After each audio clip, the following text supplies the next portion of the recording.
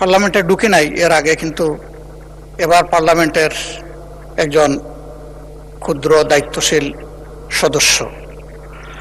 এর আগেরগুলো আমরা দেখেছি বাইর থেকে, আর এবারকারটা আমরা অবজার্ভ করছি ভিতর থেকে। আমরা বিরোধী দলের পক্ষ থেকে সর্বোচ্চ সহযোগিতা করেছি। এর আগে একটা বিলে আমাদের কথা ছিল, কনসেনসাসের ভিত্তিতে সহযোগিতা চেয়েছেন ট্রেজারি বেঞ্চের দায়িত্বপ্রাপ্ত একজন মন্ত্রী, আমি তাকে সম্মান জানাই। এরপরের বিলে কিন্তু আমরা সহযোগিতা করেছি, এরপরেও সহযোগিতা করেছি। আমাদের আপত্তি ছিল যে টেবিলের উপরে এইমাত্র আসছে, আমরা কিছুই দেখতে পারি নাই। আমরা ওই কনসেনসাসের উপরে আমরা রেসপেক্ট আমরা রেখেছি, সেটা আমরা রাখতে পারলাম।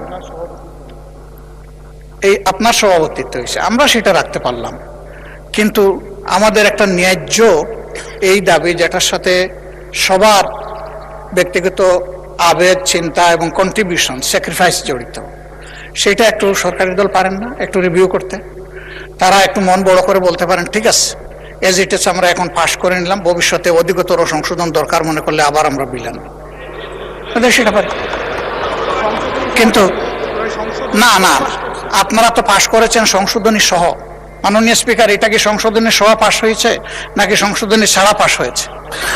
সংশোধনী সহ পাশ হয়েছে। এই জন্যই আমি বলছি যে আপনারা ওই অংশটা বাদ দিয়ে কনসেনসাসের রেসপেক্টের জায়গা, আস্থার জায়গাটা, যেখানে আমরা সবাই চলে আসলাম, সেই জায়গাটা রেখে যদি এটা করেন, তাহলে আমাদের ফিনিশিংটা খুবই চমৎকার হবে। আমরাও চাই না যে ফিনিশিং খারাপ।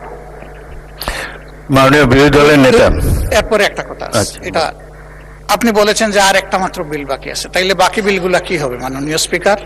যেটা কার্য উপদেষ্টা পরিষদের সিদ্ধান্ত হলো যে সবগুলো এখানে আসবে, এর মাঝে বিশেষভাবে পুলিশ সংস্কার কমিশন, গুম কমিশন, এরপরে তামাকের উপরে একটা আছে, দুদক আছে, এগুলা কি হবে? এগুলা তো ভাইটাল কনসার্ন আমাদের। যদি এগুলা কোনো আলোচনা এখানে না হয়, তাহলে আমরা কি শুধু ওই বিলগুলা কনসেনসাসের এগুলোই পাশ করার জন্য এখানে বসে থাকবো? কারণ ওইগুলোর সাথে গোটা ফ্যাসিজম জড়িত ছিল।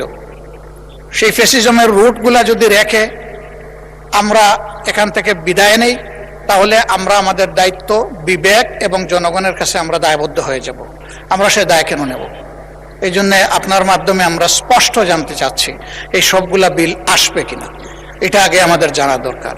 আর আমি যেটা অনুরোধ করেছি, যদি তারা বড় মনের পরিচয় দিয়ে কনসেনসাসের জায়গাটাকে রেসপেক্ট করেন, আমরাও রেসপেক্ট করার চেষ্টা করব। ধন্যবাদ মাননীয় স্পিকার।